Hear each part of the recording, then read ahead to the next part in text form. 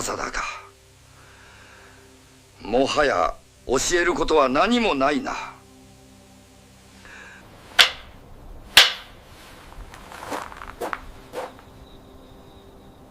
You speak of tradition, Nakamura, but is tradition merely the worship of ashes, or the preservation of fire? A true master does not seek innovation. He seeks perfection within the established limits. Your questions reveal impatience. Bruce, you question the kata, but the form is absolute. Discipline is the path to understanding, not defiance. Los Angeles, California, March 1968. The afternoon sun cuts through the Venetian blinds of a traditional karate dojo on Melrose Avenue, painting stripes of light across polished hardwood floors. 47 students kneel in seiza position, their white gi uniforms pressed and pristine. The air smells of sweat, wood polish, and something else, tension. At the front of the room stands Sensei Robert Nakamura, 7th Dan black belt, recently arrived from Okinawa. He's been teaching traditional Shorin Ryu karate in Los Angeles for 3 months. His reputation is formidable. His opinion of modern martial arts is lower. At the back of the room, dressed in casual black clothing, stands Bruce Lee. He wasn't supposed to be here. He wasn't invited. But word travels fast in the martial arts community, and Bruce heard what Nakamura had been telling his students about movie fighters and Hollywood phonies. What happened in the next 8 seconds would become one of the most debated moments in martial arts history. Some who were there refused to speak about it. Others have told the story so many times that myth and memory have become inseparable. This is the story of the moment Bruce Lee stopped defending his legitimacy and let his body do the talking.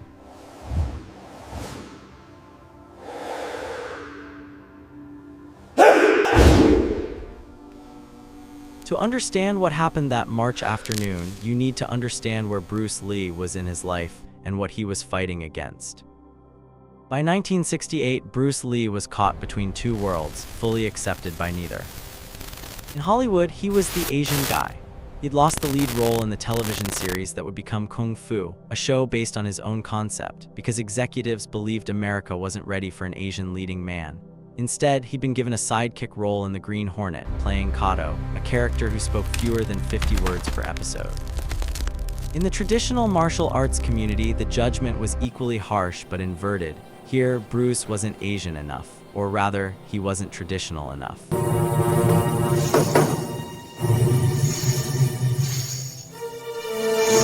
He'd moved away from the classical Wing Chun system he'd learned in Hong Kong. He'd started teaching non-Chinese students, breaking the unwritten rule that kept Kung Fu within the Chinese community. 1, 2, 3. He'd begun developing his own system, Jeet Kune Do, the way of the intercepting fist, which rejected kata, forms, and the rigid hierarchies of traditional martial arts. To the guardians of tradition, this was heresy. And Bruce Lee was the heretic. Sensei Robert Nakamura represented everything Bruce was moving away from. Nakamura was 53 years old, a lifetime traditionalist who began training at age 7 in Okinawa. He studied directly under Chosin Chibana, one of the most respected karate masters of the 20th century. When Nakamura spoke about karate, he spoke about lineage, about the unchanged transmission of technique across generations, about honor and respect and the proper way to bow. His dojo on Melrose Avenue had become a gathering place for traditional martial artists uncomfortable with the changes sweeping through the Los Angeles martial arts scene. While other schools advertised in the yellow pages and offered introductory discounts, Nakamura's dojo had no sign on the door. You came by referral only. You learned the old way, or you didn't learn at all.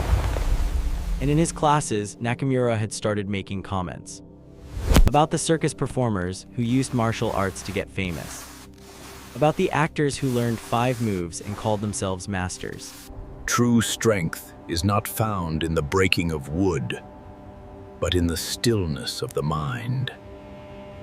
About how real karate wasn't meant for entertainment, it was meant for character development and, if necessary, life or death combat. He never said Bruce Lee's name. He didn't have to. Bruce heard about the comments through Dan Inosanto, one of his closest students and training partners. Inosanto had a friend who trained at Nakamura's dojo, and the friend mentioned that Nakamura had shown his class a clip from The Green Hornet, specifically a fight scene featuring Kato, and used it as an example of what performance fighting looked like. Too fast, Nakamura had told his students. Too flashy, real karate doesn't look like that. Real karate is economical, controlled, this is circus. When Inasanto relayed this to Bruce, Bruce was quiet for a long moment. Then he smiled. When is his next class? Bruce asked. The decision to visit Nakamura's dojo was not impulsive, though it might have looked that way. Bruce Lee had dealt with challenges to his legitimacy for years. In 1964, he fought Wang Jackman in Oakland after traditional kung fu practitioners accused him of teaching sacred techniques to non-Chinese students. Your approach is unconventional, Bruce. But the foundations of this dojo were built on discipline, not intellectual abstraction. That fight, brutal, ugly, far from the choreographed elegance of cinema, had convinced Bruce that something needed to change. He'd won, but it had taken too long. He'd been too winded. If there'd been a second opponent, he might have lost. That realization gave birth to Jeet Kune Do. By 1968, Bruce had refined his philosophy: take what is useful, discard what is useless, add what is specifically your own. It wasn't about style versus style. It wasn't about tradition versus innovation. It was about truth. And truth, Bruce believed, revealed itself in combat. Not sport combat, not demonstration. Real, unrehearsed, alive confrontation where two people tested their understanding of distance, timing, and physics. Nakamura's comments bothered Bruce not because they hurt his feelings. Bruce had thick skin, but because they perpetuated a lie. The lie that traditional martial arts, preserved in amber, represented the pinnacle of fighting effectiveness. The lie that anything new, anything adapted, anything that dared to question the old ways was inferior. Bruce didn't want to humiliate Nakamura. He wanted to make a point. So on March 14, 1968, Bruce Lee walked into Nakamura's dojo unannounced, Dan Inasanto beside him. The class was already in progress. What was at stake in this moment went far beyond a personal grudge. If Bruce walked into that dojo and failed, if Nakamura exposed him as the fraud the traditional community accused him of being, it wouldn't just damage Bruce's reputation. It would validate every critic who said that modern martial arts were diluted, that innovation was just a mask for incompetence, that the old ways were the only ways. よく聞けなし。これがなし、お前たちの修練の目的だな。決してさすれるなさ。Bruce's students, many of whom had left traditional schools to train with him, would be proven fools. His philosophy would be dismissed as the arrogance of a man who didn't respect his elders. And the students at Nakamura's dojo, 47 young martial artists watching their teacher, would carry that story forward. They'd tell their students, and those students would tell theirs. Bruce Lee, the actor who thought he knew better than the masters, got put in his place. On the other hand, if Bruce succeeded, if he demonstrated that his way, the adaptive way, the living way, was effective, it wouldn't just be a personal victory. It would be a crack in the foundation of traditionalism. It would be permission for other martial artists to question, to experiment, to evolve. 影とはね、ただ力をつけることではないだ。それは自我と向きないし、時間に課してすごろを味覚構成だな。この手を見なさい。Nakamura didn't know any of this when Bruce walked into his dojo. He just saw a man who hadn't been invited. Actors. And he was about to make that very clear. Robert Nakamura was not a villain in this story, though Bruce Lee's admirers have sometimes painted him that way. He was a man shaped by a specific time and place, carrying forward a tradition that had survived wars, occupation, and cultural upheaval. Finally, a water break. My legs were starting to cramp up in Seiza. Nakamura-sensei was intense today. Forgive my questioning, but if we only repeat the past, where is the future in that? I respect the methods of your ancestors, Nakamura, but tell me, when does tradition become a limitation instead of a foundation? Your style is effective in the demonstration, but can it adapt to no style? Born in Okinawa in 1915, Nakamura grew up in the shadow of Japanese imperialism. Okinawa had its own martial traditions, indigenous fighting systems born from a people forbidden to carry weapons under Japanese rule. These systems, collectively called Ti or hand, were refined in secret, passed from master to student in private courtyards and closed dojos. Nakamura's teacher, Chosun Chibana, was a direct student of Anko Aitasu, who had systematized Okinawan karate into teachable forms in the early 1900s. This lineage was sacred. Every technique, every kata, every principle had been tested and preserved. To change, it was to disrespect the masters who came before. Nakamura had lived through World War II. He'd seen Okinawa devastated, its culture nearly erased. When he resumed training after the war, karate wasn't just a fighting system, it was cultural survival.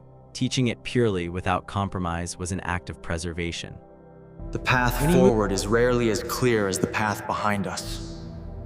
We are simply preparing for what comes next. You believe this approach is effective, but it lacks true focus. Discipline requires consistency, not bursts of power. Your methods are undisciplined, Bruce. The students are losing focus. This recklessness must stop. This aggression against the families goes against everything we stand for in this dojo. You must be held accountable. How can we trust you after what happened? You have strayed from the path, Master. Moved to Los Angeles in late 1967, Nakamura was horrified by what he found. Martial arts schools advertised like used car lots. Black belts were awarded after 2 years instead of 10. Students were taught flashy jumping kicks before they'd mastered basic stance work. And everywhere were the movies. Kung Fu films from Hong Kong, karate films from Japan, and American productions that mixed everything together into a spectacular, meaningless blur. To Nakamura, this wasn't evolution, it was degradation. And Bruce Lee, with his Hollywood career and his willingness to teach anyone who wanted to learn, represented everything wrong with modern martial arts. So when Bruce walked into his dojo that Thursday afternoon, Nakamura's expression didn't change. He didn't pause the class. He didn't acknowledge the interruption. He simply continued teaching. Chudinzuki, he said to his students, demonstrating a middle-level punch. Focus on hip rotation. Power comes from the center, not the arm, again. 47 students punched in unison, their kiai shouts echoing off the walls. Bruce and Dan stood at the back of the room, watching. After 5 minutes, Nakamura called for a water break. Only then did he turn to Bruce. "Can I help you?" His English was precise, his tone neutral. Bruce smiled. "I heard you teach traditional karate. I wanted to see for myself." "This is a private class," Nakamura replied. "We don't allow observers." 前と形で中段つきます。腰をしっかり入れて、まっすぐ。"I'm not here to observe," Bruce said. "I'm here to learn." Something shifted in the room. Students who'd been drinking water set down their bottles. A few exchanged glances. Everyone had heard the rumors about Bruce Lee. Some had seen the Green Hornet. They knew who he was. Nakamura studied Bruce for a long moment. "You train in Kung Fu, yes?" "I've trained in many things," Bruce replied. "But not traditional karate." "No," Bruce admitted, "not traditional." Nakamura nodded slowly. "Then there is nothing for you to learn here. Traditional karate requires years of foundation, patience, discipline. It cannot be performed for cameras or shortened for television audiences. It is not for actors." The words hung in the air like smoke. Bruce's smile didn't fade, but something changed in his eyes. "I understand," he said quietly. "You think what I do isn't real." "I think," Nakamura replied, choosing his words carefully, "that entertainment and martial arts are different things. You are very good at entertainment, but this," he gestured to the dojo, "this is not entertainment." To understand why Bruce Lee's response mattered, you need to understand the philosophical chasm between his approach and Nakamura's. Traditional martial arts, as Nakamura practiced them, were built on a foundation of kata, prearranged sequences of movements performed solo or with a partner. These kata encoded centuries of fighting wisdom. A student might spend years perfecting a single form, understanding its applications, its rhythm, its subtle details. The theory was elegant. If you practiced the techniques enough, they'd become automatic. In a real fight, your body would execute what your mind had programmed.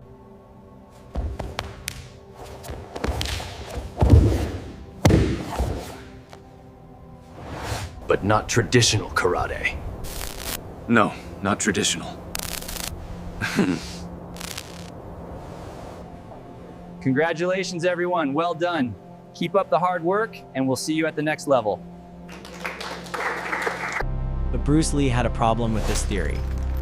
He'd seen too many traditional martial artists who were beautiful in demonstration and helpless in actual confrontation.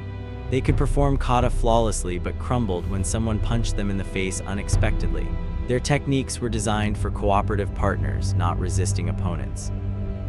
Classical forms, Bruce once said, condition you to perform certain movements in response to certain attacks. But real combat is alive, chaotic. Your opponent won't attack the way your form predicts. And if you've trained to respond in only one way, you'll be destroyed. This encounter. This was the core of Jeet Kune Do, martial arts as research, not religion. Learn. Bruce borrowed from Western boxing, its footwork, its head movement, its emphasis on sparring over forms. He incorporated Western fencing, which taught him about distance and timing in linear combat. He studied grappling, recognizing that most real fights ended up in clinches or on the ground. But more than any specific technique, Bruce emphasized directness. The best technique, he said, is no technique. The best style is no style. This sounded like mystical nonsense to critics, but Bruce meant it literally.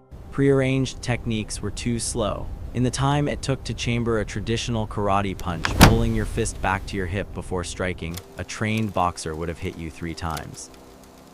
Bruce's straight lead punch, borrowed from boxing, started from wherever his hand was and traveled the shortest distance to the target. No chambering, no telegraphing, just pure, direct force. He'd tested this approach against martial artists from dozens of styles, karate practitioners, taekwondo experts, kung fu masters. In his private training sessions, Bruce sparred constantly, always seeking people who could expose weaknesses in his system. And he encouraged his students to do the same. "Don't believe me because I'm your teacher," he told them. "Test everything. If it works, keep it. If it doesn't, throw it away, no matter how beautiful it looks." This philosophy was deeply threatening to people like Nakamura.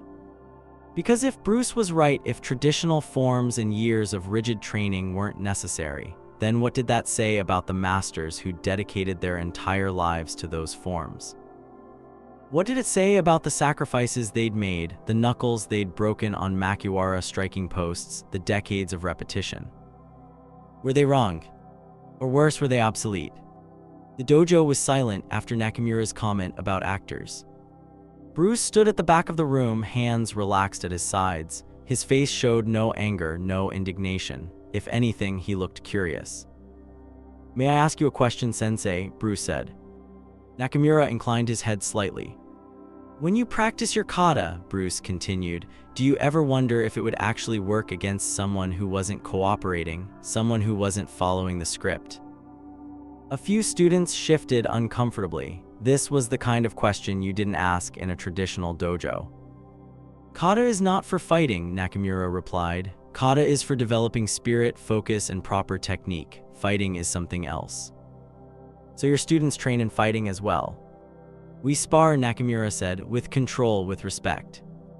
"Controlled sparring," Bruce repeated thoughtfully. "Predetermined distance, predetermined target areas, predetermined techniques. That's still a script, isn't it? Just a different kind of performance." Nakamura's jaw tightened almost imperceptibly. "You are a guest in my dojo, Mr. Lee. If you have come to argue philosophy, I will ask you to leave." "I haven't come to argue," Bruce said, and then quietly, "I've come to demonstrate." The atmosphere in the room changed completely. One of Nakamura's senior students, a degree black belt named Richard Chen, stepped forward. "Sensei, should I escort them out?" But Nakamura raised a hand, stopping him. The older man's expression was unreadable. He studied Bruce with the same careful attention he'd give to an opponent across a fighting ring. "Demonstrate what exactly?" Nakamura asked. "That real martial arts, effective martial arts, don't need years of tradition," Bruce replied. "They need truth, and truth doesn't care about lineage or rank or how long you've been training. It only cares about what works." "And you believe your way works better than mine?" It wasn't a question. "I believe," Bruce said carefully, "that if you hit me with your best technique, I'll show you why tradition alone isn't enough." The challenge was laid out now, clear and direct. Several students looked at each other, unsure what was happening. This wasn't how you challenged a sensei, especially not in his own dojo in front of his students. It was disrespectful, almost unthinkable. But Nakamura didn't look offended. He looked interested. "You want me to strike you?" he said slowly. "Your best technique," Bruce confirmed. "Full power, no holding back. If you can hit me clean, I'll bow to you and admit that my understanding is incomplete." "And if I don't hit you?" Bruce smiled. "Then maybe you'll understand what I've been trying to say." Dan Inosanto, standing beside Bruce, later recalled that he wanted to intervene at this point. This wasn't what they'd planned. Bruce had just wanted to watch a class, maybe ask some questions. This challenge, this public confrontation, was dangerous. If Nakamura connected with a full power technique, Bruce could be seriously injured. But Dan knew better than to interrupt. This was bigger than ego now. This was about demonstrating a principle in the clearest way possible. Nakamura removed his jacket, folding it carefully and setting it aside. Beneath it, he wore a simple white t-shirt. His arms were lean but corded with muscle, the arms of a man who'd trained every day for 46 years. "We will move to the center of the floor," Nakamura said. "Students form a circle." The 47 students created a ring, leaving a space about 20 feet in diameter. Bruce stepped into the center. He didn't stretch, didn't warm up, just stood there relaxed, weight evenly distributed. Nakamura entered the circle from the opposite side. "My best technique," he said, "is reverse punch from front stance, Gyakuzuki. It has been the core of Shorin-ryu karate for over 100 years. If you move too early, I will adjust. If you move too late, you will be unconscious." "I understand," Bruce said. Nakamura settled into a left fighting stance, left leg forward, right leg back, weight distributed 60-40. His right fist chambered at his hip, his left hand extended forward as a guard. This was the classical position, the foundation of traditional karate punching. From here, Nakamura would step forward with his right leg while simultaneously driving his right fist forward, rotating his hips to generate maximum power. The students had seen this technique 1,000 times in kata practice. They'd never seen it at full power, directed at a living target. "Ready?" Nakamura asked. Bruce nodded. And then Nakamura struck. Before Nakamura launched his punch, before the decisive 8 seconds began, there was one final exchange. Bruce Lee, standing relaxed in the center of the circle, said something that only those closest to him heard clearly. "You're right about one thing, Sensei, I am an actor." Nakamura paused, his stance still coiled ready. "But acting," Bruce continued, his voice carrying now so the entire room could hear, "requires me to make fighting look real for people who have never trained. And to make it look real, I have to understand what real is. Not the idea of fighting, not the tradition of fighting, the actual physical truth of it. You say I'm just an actor, as if that makes what I know less legitimate." Bruce's expression was calm, but his eyes were intense.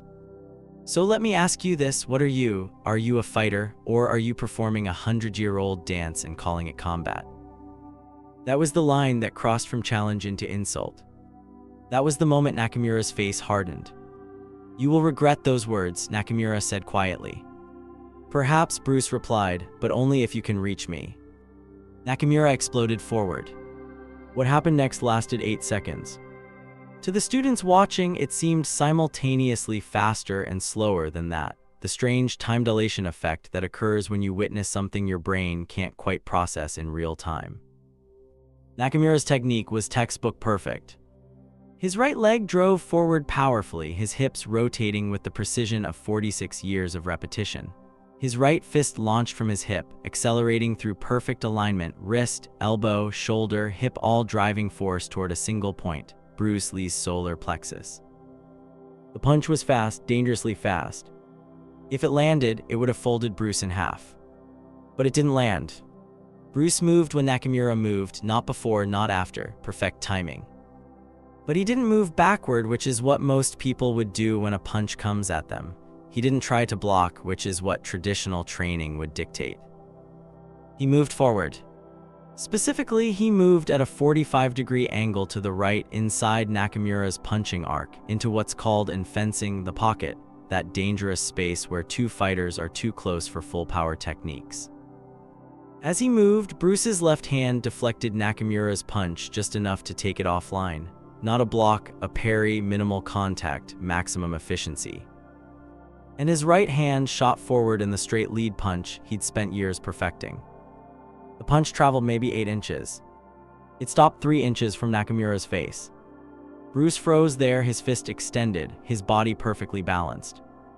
Nakamura froze too, his own punch now extended into empty air, Bruce no longer where he'd been aiming. 3 inches.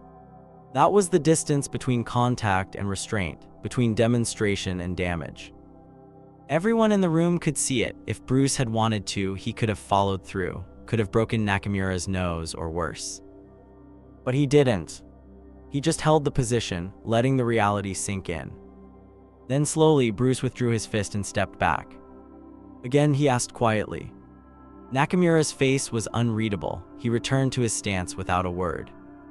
This time, he changed his approach. Instead of the straight reverse punch, he threw a roundhouse kick, Mawashi Jerry, targeting Bruce's ribs. It was faster than the punch, less telegraphed, harder to see coming.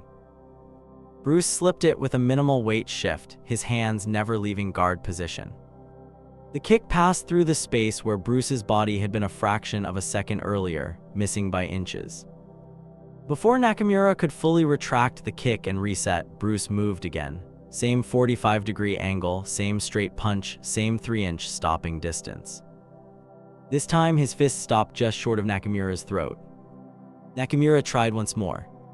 A different technique, a back fist strike, fast and snappy, aimed at Bruce's temple. This was one of Nakamura's fastest techniques, the one he'd used to win tournaments in Okinawa 3 decades earlier. Bruce bobbed under it, a boxing technique, and came up inside Nakamura's guard. His lead hand stopped at Nakamura's jaw, his rear hand stopped at Nakamura's ribs. 2 targets simultaneously. If they'd been real strikes, the fight would have been over. Bruce stepped back a final time and lowered his hands completely. "Thank you for the lesson, Sensei," he said quietly, and he meant it. Because this wasn't about humiliation, it never had been. It was about truth. For a long moment, no one in the dojo moved. 47 students stood in their circle, processing what they'd just witnessed.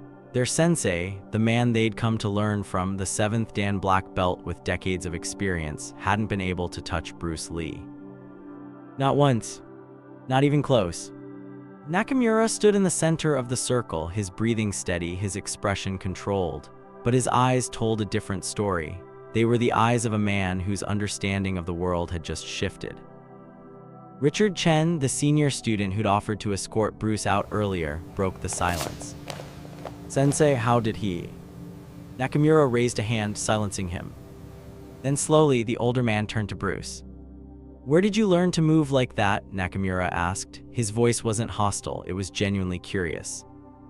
"Boxing," Bruce replied. "Fencing, wrestling, Wing Chun, everywhere I could find something that worked." "Not from kata." "No," Bruce agreed, "not from kata." Nakamura was quiet for a moment, thinking. "You said tradition alone isn't enough," he said finally. "You were right." Then he did something that shocked everyone in the room. He bowed. Not a casual bow, a deep, respectful bow, the kind reserved for acknowledging a teacher or a master. Bruce returned the bow immediately, with equal depth. "But I was also right," Nakamura continued, straightening. "Entertainment and martial arts are different things. What you showed me today, that was not entertainment, that was real." Bruce smiled, a genuine smile now, not the challenging expression from earlier. "Then maybe," Bruce said, "we're not so different after all." The story of what happened at Nakamura's dojo didn't spread the way many such stories did. There was no formal announcement, no challenge match advertised in martial arts magazines. The 47 students who witnessed it were asked by Nakamura not to gossip about what they'd seen. But of course, word got out anyway. In the close-knit martial arts community of Los Angeles, secrets never stayed secret for long. What's interesting is how the story changed Bruce Lee's approach. After the incident, Bruce became less interested in proving himself and more interested in teaching. He'd made his point to Nakamura, to himself, to anyone who still doubted. He didn't need to do it again. He began to focus more deliberately on his students, on refining Jeet Kune Do not as a style but as a philosophy. The principles he demonstrated that day, directness, efficiency, adaptation, became the foundation of everything he taught. Dan Inosanto later said that the confrontation with Nakamura was a turning point. Before that day, Inosanto recalled, Bruce was still fighting against the traditional martial arts world. After that day, he stopped fighting and started building. He realized he didn't need their approval. As for Robert Nakamura, something shifted in him as well. He continued teaching traditional Shorin Ryu karate. The kata didn't change. The lineage remained pure. but he began incorporating elements of live sparring into his curriculum, not the controlled, predetermined exchanges he'd taught before, but open, reactive drills where students had to adapt in real time. Nakamura-sensei never talked about what happened with Bruce Lee, Richard Chen said in an interview decades later. But after that day, he'd sometimes stop in the middle of teaching a kata and say, "This is the tradition, but don't mistake tradition for truth. Truth is what happens when someone is trying to hurt you." Some of Nakamura's more conservative students left, uncomfortable with the changes, but others stayed and they became better martial artists for it. In 1973, shortly after Bruce Lee's death, Nakamura attended the private funeral in Seattle. Few people knew he was there. He didn't speak to the press or share stories. He simply paid his respects to a man who'd taught him something valuable, that preserving tradition and seeking truth don't have to be opposing forces. They can if you let them be complementary. So what can we learn from this confrontation? On the surface, it's a story about a challenge, an upstart proving himself against an established master, but that reading misses the deeper lesson. Bruce Lee wasn't trying to destroy traditional martial arts, he was trying to save them. He understood something that many traditionalists couldn't accept, that a living tradition must evolve or it becomes a museum piece. Beautiful, perhaps, historically significant, certainly, but irrelevant to the present moment.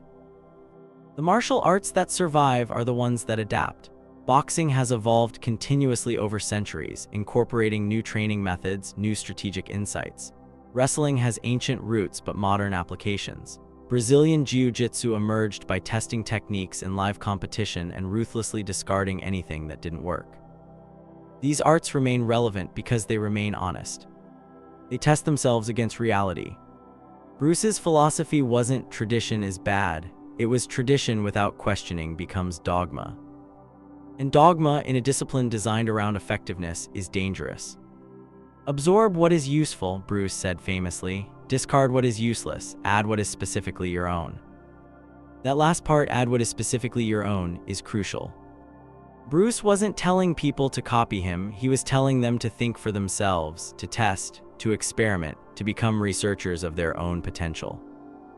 The 8 seconds in Nakamura's dojo demonstrated this principle perfectly. Bruce didn't use a single traditional technique from any one style. He used elements from multiple disciplines, synthesized through thousands of hours of training and testing, adapted to his specific body and his specific understanding. The result was something new. Not better than tradition, evolved from tradition. This applies far beyond martial arts. In any field, there's tension between respecting the wisdom of those who came before and innovating for the challenges ahead.